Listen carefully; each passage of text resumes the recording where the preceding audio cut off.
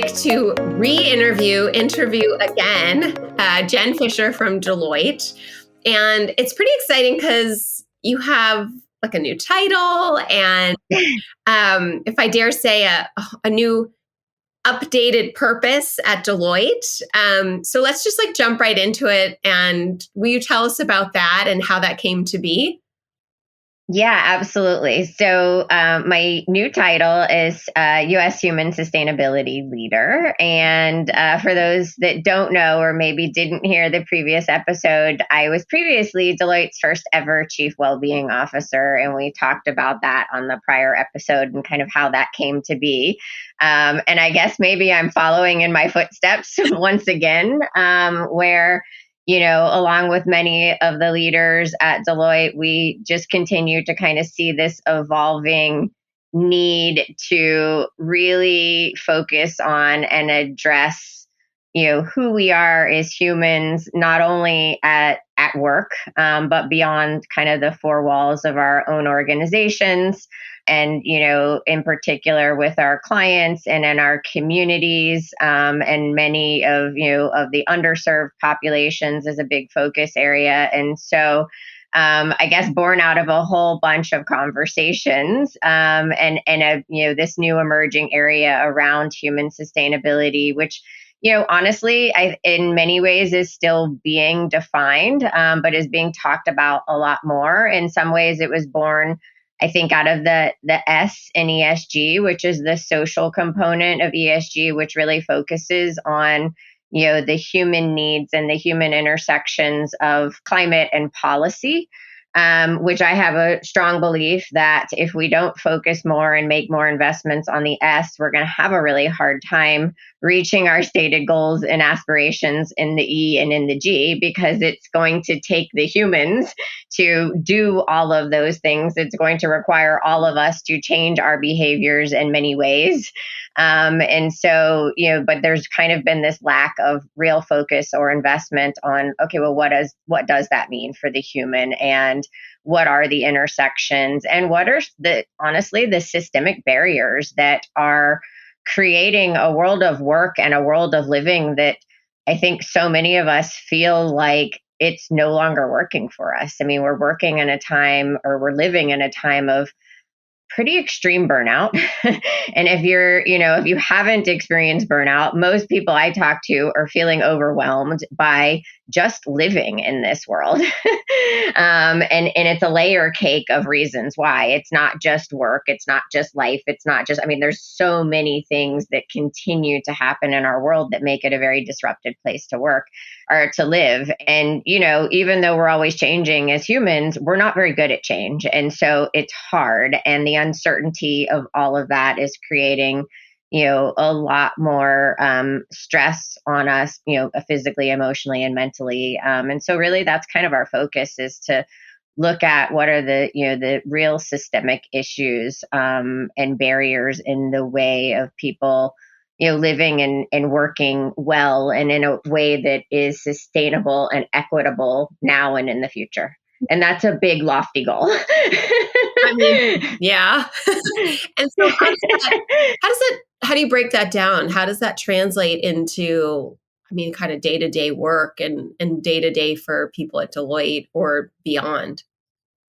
Yeah, I think we're still figuring that out, if I'm completely honest. I think the foundations of that certainly is rooted in workforce well-being, right? But I think it's looking at the intersections of workforce well-being, trust and equity. And so trust in my employer, trust in my healthcare system, trust in my government, trust in my community, trust in my fellow humans.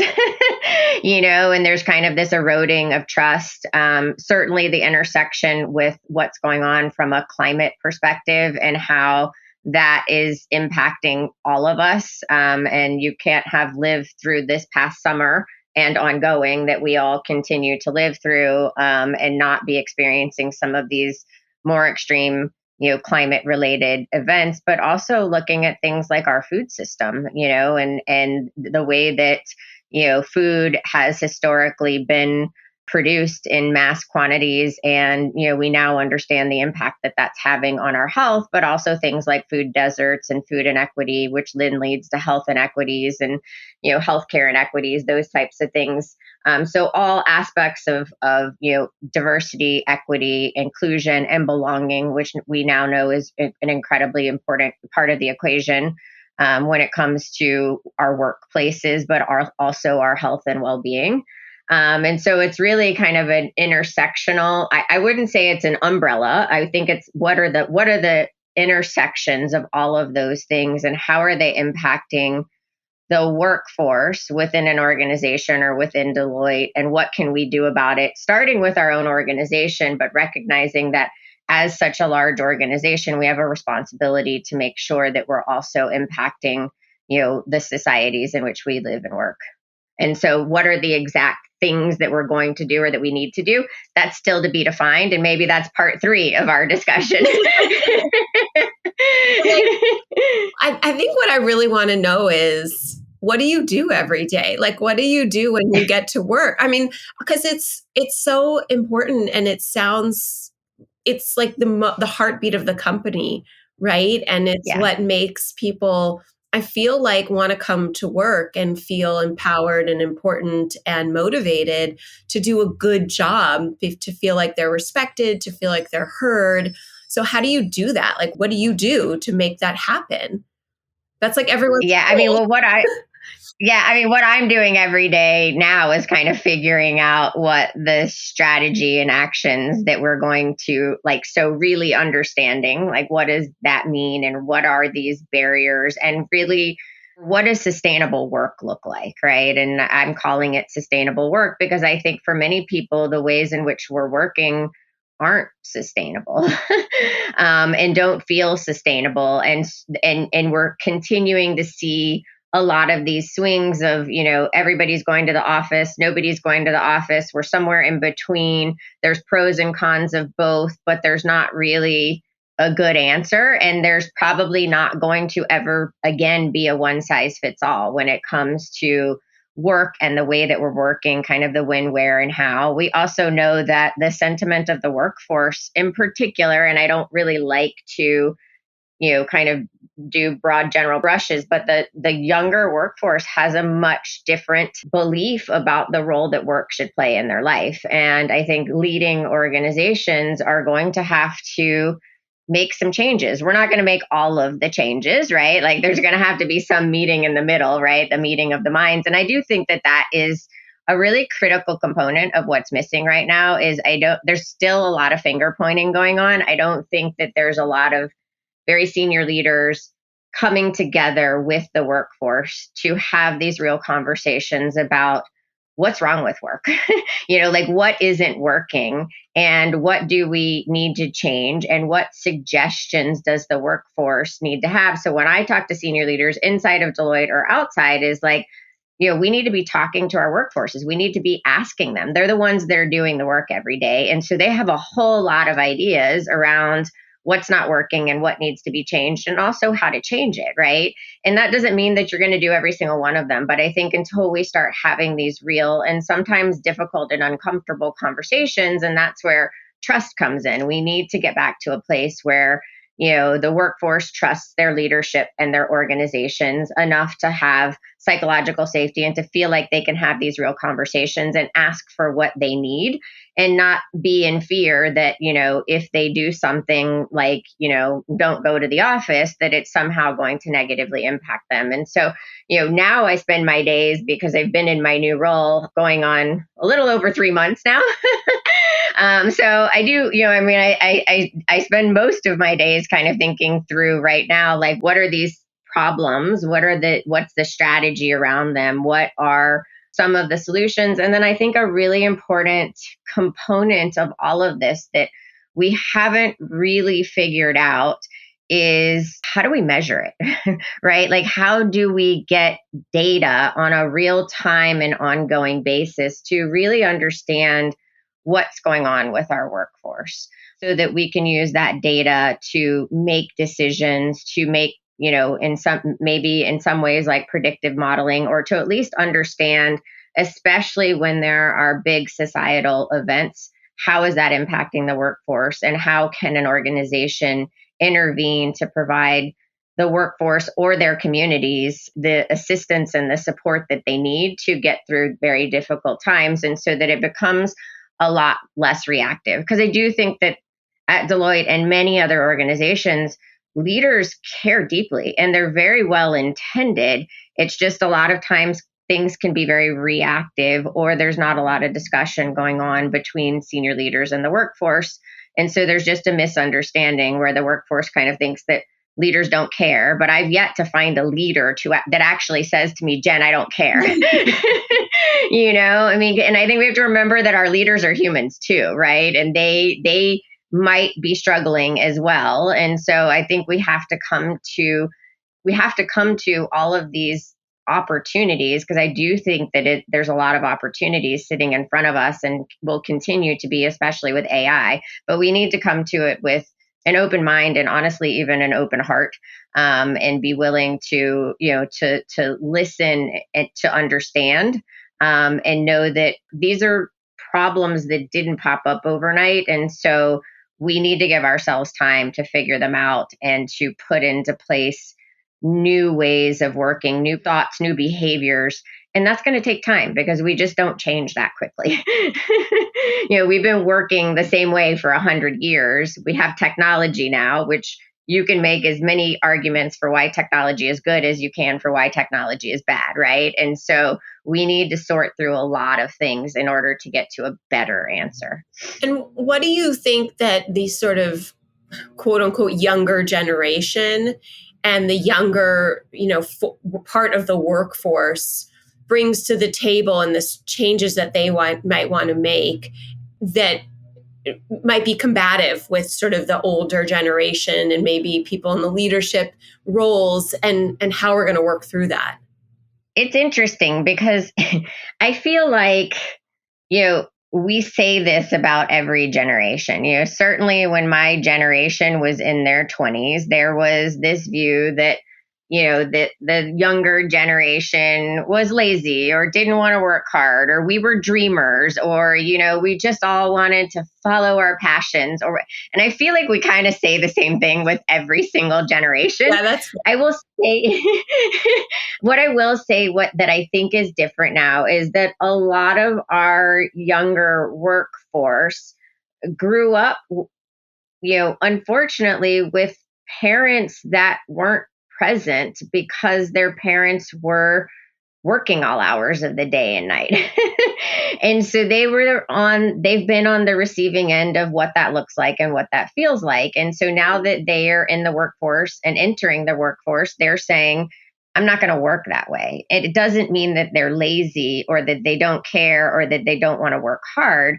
They just want to work differently, and they want to work in a way that also allows them to engage and be present in things outside of their work life. And quite frankly, that shouldn't be a combative ask. That should be an ask that we all have and that we all want, right? And so I think in many ways, they have it right, and maybe the rest of us have it wrong. And that's why I think we need to kind of come to these conversations with not just an open mind, but an open heart, and kind of reevaluate. And I think the pandemic has done that in many ways for a lot of people, regardless of generation, to kind of we're all rethinking in many ways the role that work plays in our lives, right? And that doesn't mean that work isn't important, but for so many of, like myself included, so many of us, work was and in many ways is kind of like this, like how I define my value and my worth, and how I define success in life is like, or was, how successful I was at work. And now we know that there are so many other components that make up success in life. And so I think I don't know that it's combative. I think it's just people kind of willing to think about, how we work and how we get work done in a very different way. Does it need to be 9 to 5 in an office? Does it, do those things need to be true in order for us to be a profitable and thriving organization? And those are the conversations I think that we need to have. And there was such a shift with every generation, right? So our, my grandparents that generation, got up and went to the office and were there all day, and they came home and they were turned off because there was no way to communicate with their work. It stayed at work. Right. And Yeah. they were in one job pretty much their entire life. There was no real job change. You went up the ladder and that was that. Maybe you had one job change, maybe two in your lifespan, but that was kind of it. And then, like, to my parents' generation, I mean, there was a little job change, but not much either. And I remember there was a sense like if you went to the office on a Saturday, that was kind of a big deal, and then it was sort of towards the end of that generation's, now they're in their 70s, 80s, that workforce of like, you could communicate, a little bit with your office and with your job life outside of work hours. But that was a major milestone change. Yeah. And then in our generation, this sort of now people in their 40s, 50s, it was a huge shift because when we graduated college and started looking for a job, I mean, it was just the beginning of email and just the beginning of the internet. And so this idea that we could, you're on at all time was the beginning of that wave where you were expected to be present. You were expected to be reachable 24/7. All the time. And that was, was such a shift.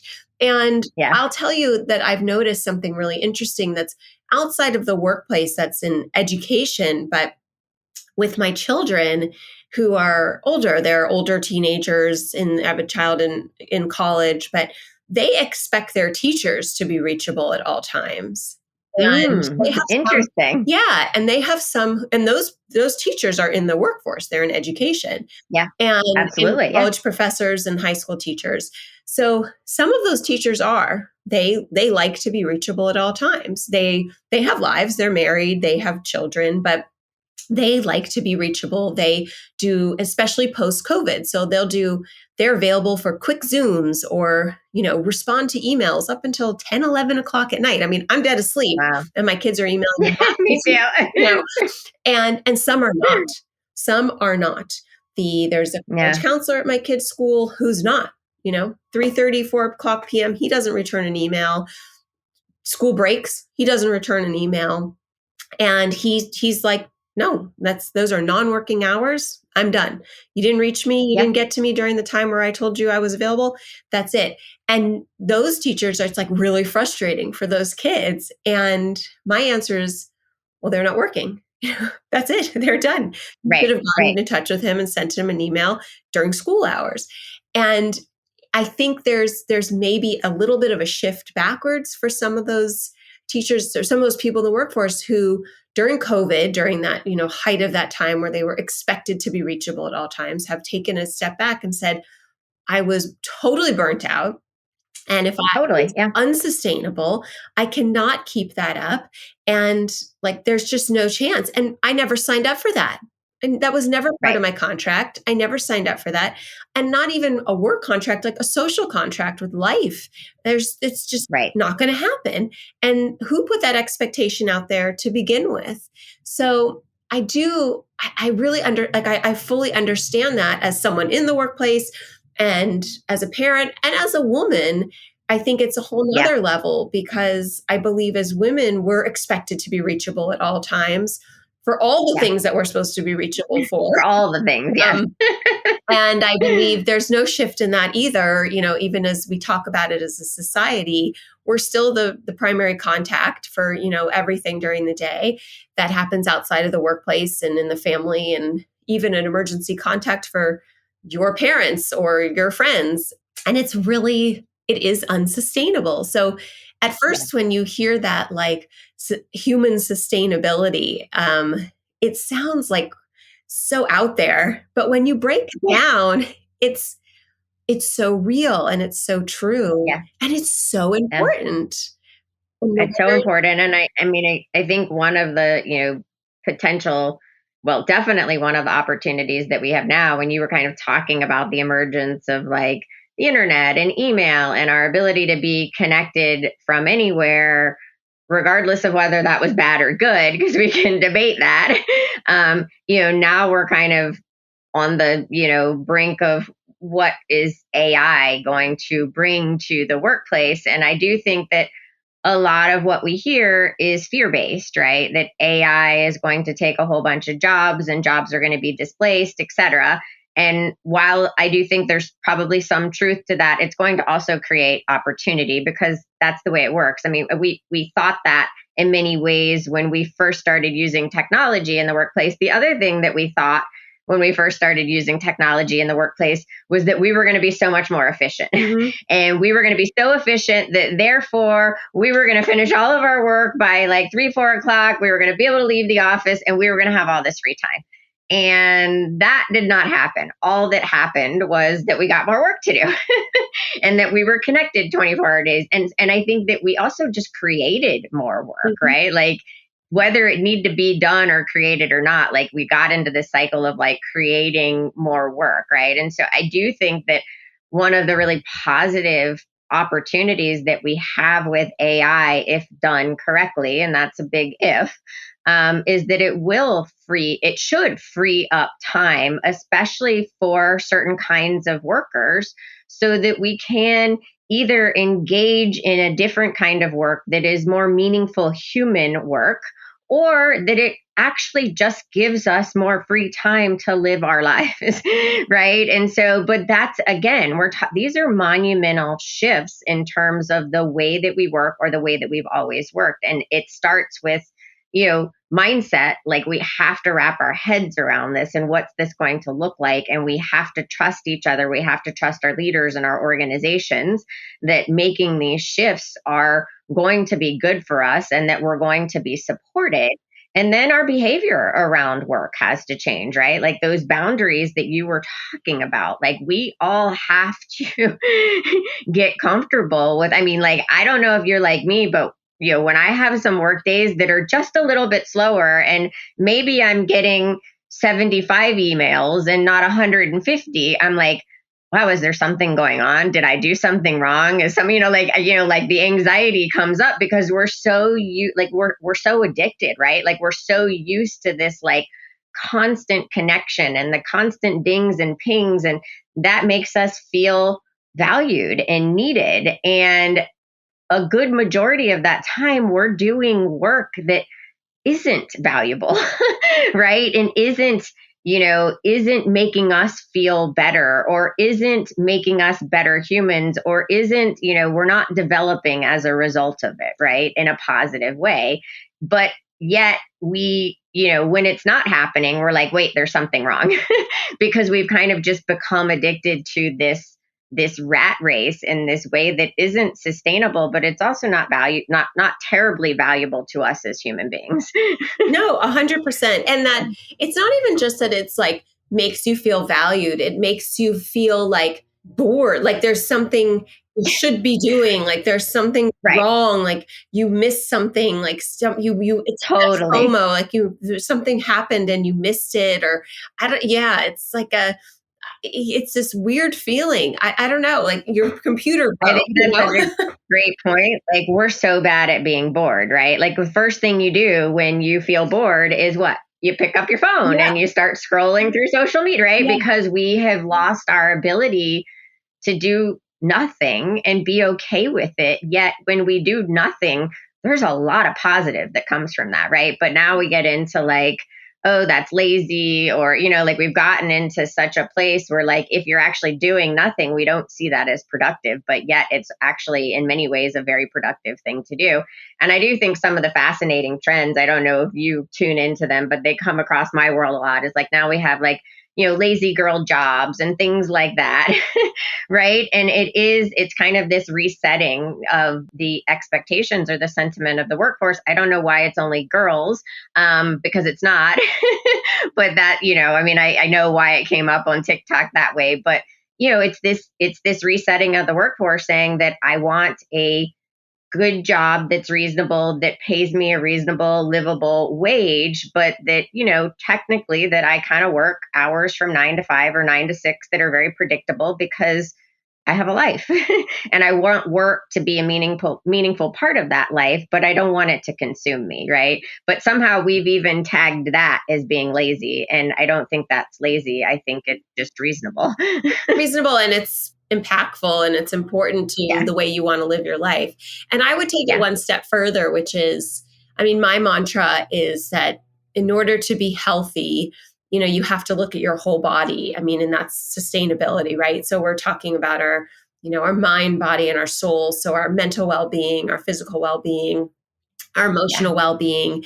And for women in particular, which is obviously my focus, is we have to know our bodies, and we have to be really in touch with our normal and what feels right, and when we're outside of that, and to be able to have the confidence and the wherewithal to speak up for ourselves and say something's wrong here, and take, right now we're in October, it's Breast Cancer Awareness Month, say something's going on, and find the appropriate doctor, find the appropriate person, and be our own best advocate.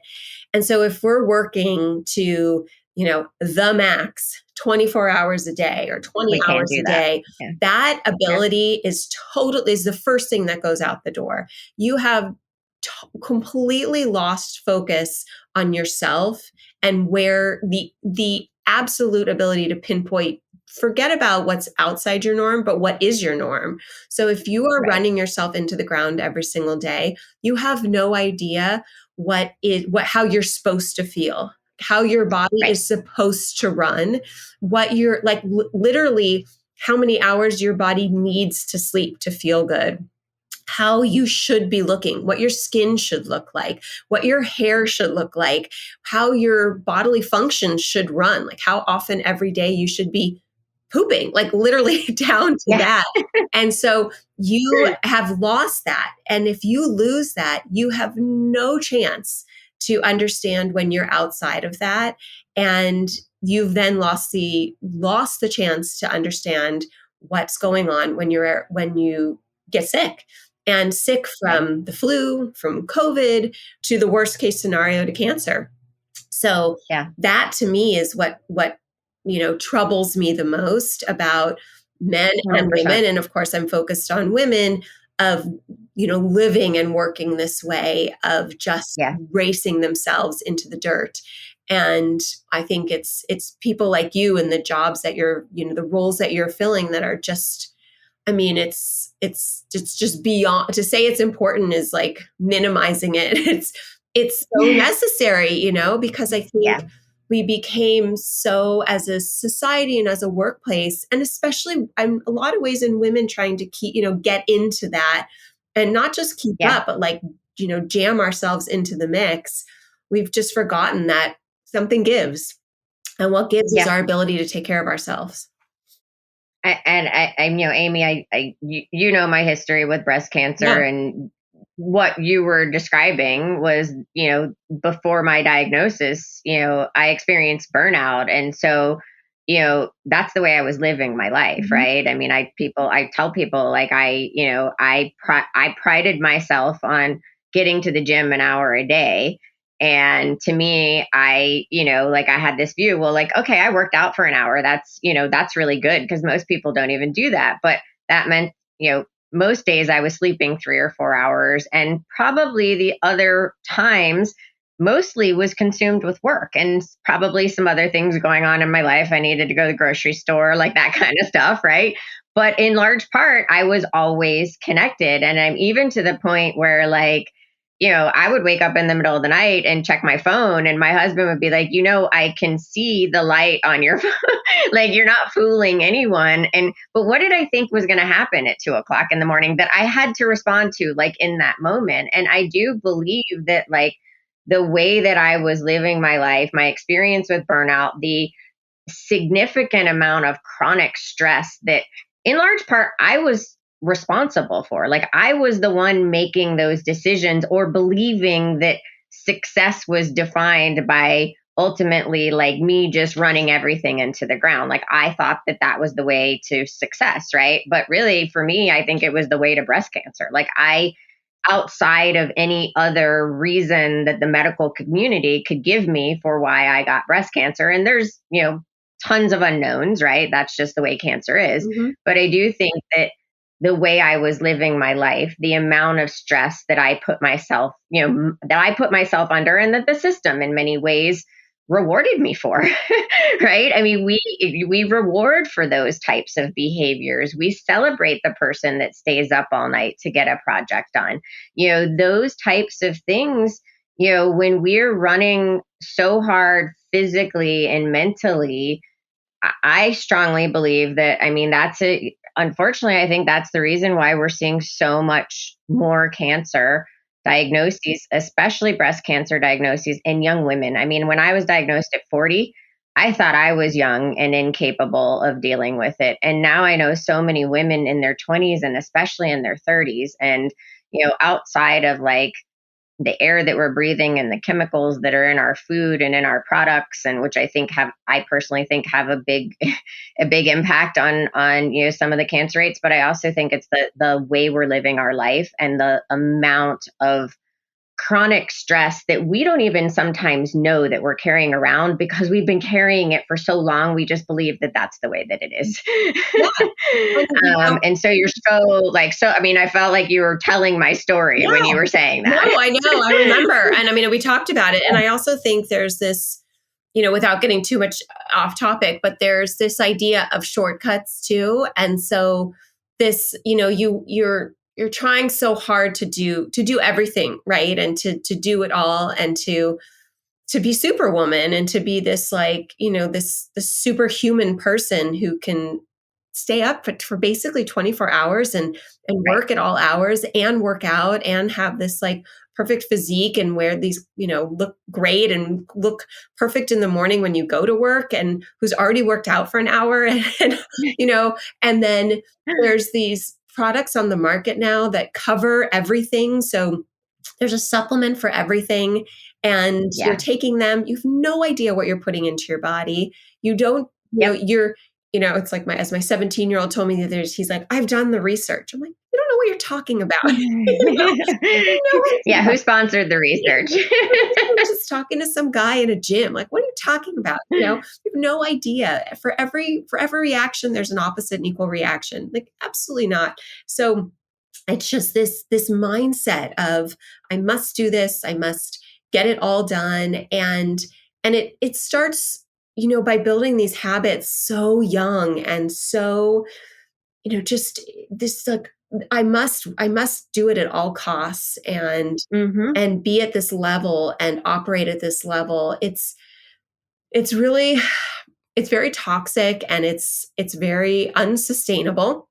It's really nerve-wracking, I would say. And Yeah. I think that really taking a deep breath and stepping back and saying, everyone works differently, and everyone has a different sort of power mode and how we get stuff done, and it's okay. And saying that, I remember when I don't go into an office anymore, I work from home all the time. I have for many, many, many years. But when I did in my 20s, I remember, I mean, I've always been the person who sat down and got my work done.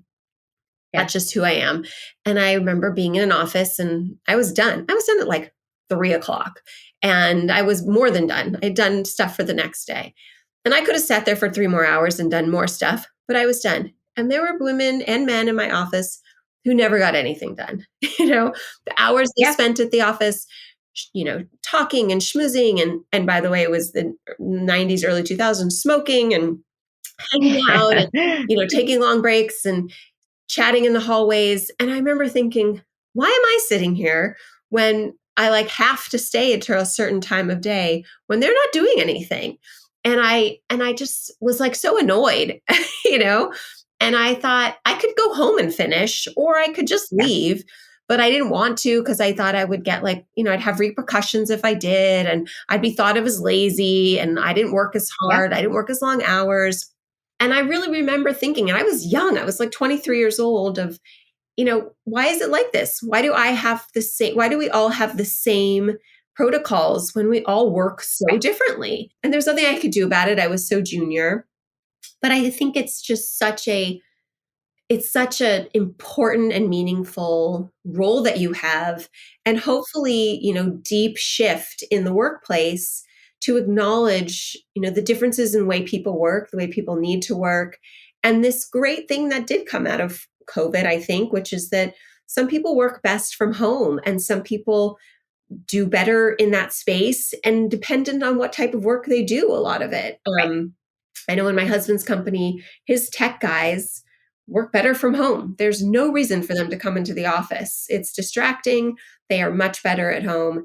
And he honors that. He's like, don't come in. Yeah. There's not a one size fits all anymore, because it never was a one size fits all. We just forced it. We forced it. And now we Yeah. have the technology to allow for that. And Yeah. and I do believe we have a lot of the modalities to help people become their best selves and to honor their best selves and how Yeah. and what they need, whether it be different therapies and different ways of talking and figuring out like how they can be sustainable, right? Yeah. Yeah. And I think another component of that, I mean, I do believe that in the workplace, there is and will always be a need for in person, like real life in person connection, because that's what we need as human beings, right? Like that is how we feel connected. And that is how we feel of a sense of, we feel like we belong, right? We're accepted for who we are and what we bring, all that kind of stuff.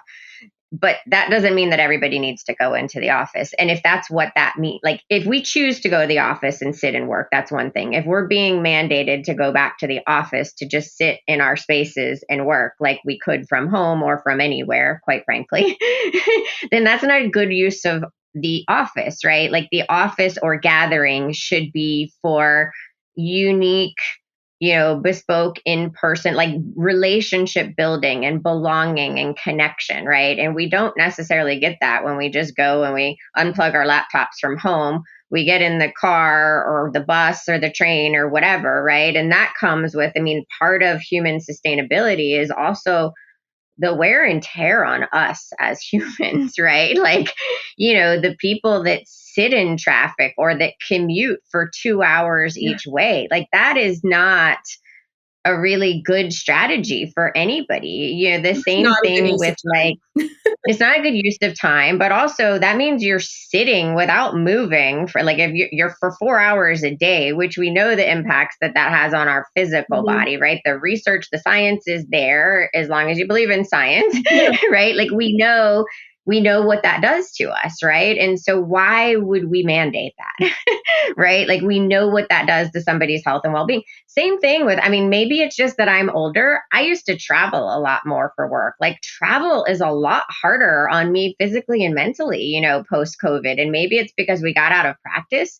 But I think recognizing that, people are like, oh, well, relationships can't be built digitally or remotely or what. And I push back on that. I believe that they can, right? Dating apps work, right? Like people meet online and get married and have great relationships, right? Like we know that like connection can happen in a virtual world. Now, real in life connection has to happen also, right? It's it's not an or. But it's much more intentional, right? Like when you are building a relationship in a remote environment, using technology tools, you do have to be more intentional because you don't run into each other in the hallway and you don't go out for a smoke or, all of those things that used to happen, right? But it doesn't mean that it can't happen. And I think that we need to stop saying that because I think that it can happen. Again, it just goes to what are we prioritizing? What are we rewarding? Like, what are the behaviors? Like, what actually, as humans, helps us get good work done? Right. And having strong relationships with the people that we work with is very important. That can be done virtually, it can be done in person, and it should be some combination of the two. But there's no one size fits all, and there's no prescription for every organization or even every team within an organization needs to do it one way because it just, to your point about the tech guys, right? Like it depends on the work that you're doing. Yeah. And so I think we need to recognize that as organizations, as leaders, as humans, that a lot of these things like commute times and travel, and not that they're not needed sometimes, but are they needed in the same exact way that we were doing before? Or is there a recognition that no, that's not it's not healthy, it's not sustainable, and there are better ways, and we can adopt better ways to do these things. Yeah. Travel is exhausting. I mean, It's it's exhausting. exhausting. It really is. And it's Yeah. not just the being there, it's the getting there, it's the time change, it's the getting home. I mean, it's really exhausting. And I agree that it's often necessary, but it has to be intentional and it can be a Yeah. mixture. And I think that's 100%. I do think that's a really important point. And I think that hopefully lesson was learned post COVID, where you figured out that you could travel still, but perhaps it was in tandem with, setting the groundwork, figuring it out, making the relationships. And then someone got on a plane, at that moment that it was necessary, at the Yeah. third or fourth meeting, not all the meetings. And I think that's a really important point too. Like, I think a area that is really ripe for disruption is meetings, Yeah. period, across the board. It's like I mean, I don't know if you've read the kind of the research, but there's a lot of research out about, like the triple peak work day. And this gets to kind of that, like, that like never ending grind culture of like, people that work, especially remotely, but generally, they spend all day in meetings. So say 7, 8 hours in meetings. And then, then you spend a portion of your late afternoon, early evening doing things in your personal life that matter to you, whether they're for you or your family or whatnot, whatever it is. And then most people end up logging on later at night at like 9 or 10 o'clock at night because they didn't get to get any of their work done during the day because they spent all day during, in meetings. Right. And so there's no real like downtime. Like it's just constant peaks during the day, right? That you're not because you're always on. And that's part of what is leading to a lot of the, kind of the overwhelm and overwork and burnout that we're seeing. Right. And so I think we need to rethink, what are we having meetings for? Who are we inviting? Who needs to really be there versus it's just easy to invite everybody because we have technology that allows us to easily put 19 people's names in when we only, when most of the 19 are probably multitasking and 4 people are doing all the talking. Yeah, and maybe not everyone's even videos on. I have a very close friend of mine, a family friend. He's a very high-powered founder and CEO of a major fund. And his rule is all his board meetings are done in person standing up. I love that because that shortens them. He's like, nobody wants to stand up for 2 hours. So, and they always happen. He's like, and they're old now. They're older men now. Most of them are men. Yeah. It's like they're older guys and no one wants to stand up. So they're in and they're out. It's like. Yeah, I love that. Although I do stand most of the day, so I'd probably be okay with that. But I love the sentiment behind someone that. drone on. You're like, I don't want to stand here listening to this guy chat. Totally. And repeat the guy before. That's not good. Well, and that's why with virtual meetings, right? 60, 70% of the people are multitasking, if not more, right? It's the people that are actually doing the talking that aren't multitasking. And sometimes I think the people that are talking are still multitasking. Yeah, of course. And not listening to the person before them. It's like, right. Really, dude, you're just chatting. There's just a lot of opportunity. I think it's really exciting because I think there's a lot of opportunity to do things differently in a way that is a lot healthier, in a way that is a lot more sustainable, and that really does allow humans to be humans at work and in life, right? Like we need to get away from this, battle between, work and life and realize that we're humans and we have one life, and meaningful work is part of that, but it's not all of it. I agree. And thank you so much. And I think it's such a poignant time to be able to talk to you again. And I know that this time of the year and this month is really meaningful to you and meaningful to me. I did have my mammogram and ultrasound yesterday, good. All clear for another year. So we're good.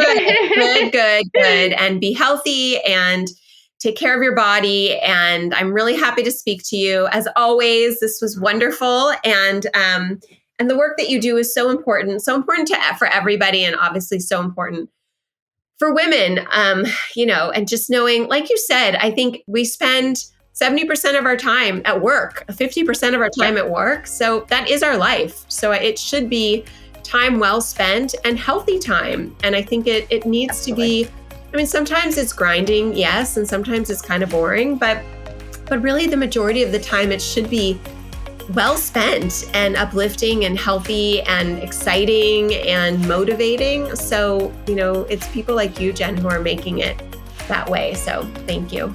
Thank you. Thank you. It's always great to talk to you. So thanks for having me back on the show. To be continued.